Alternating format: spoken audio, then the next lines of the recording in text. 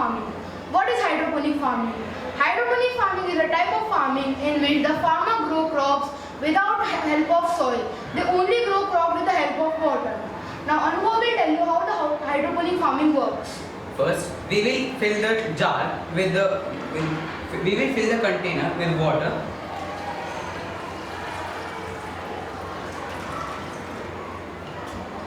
Then we will switch on the switch, and now you can see that the water is coming up in the another jar through the pipes and making the plants grow with only water.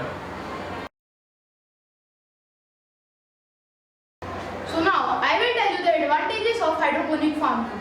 First, hydroponic farming needs less labor, and in hydroponic farming, farmer does not need soil to grow crops. The example of hydroponic farming are lettuce, strawberries, and etc. Thank you.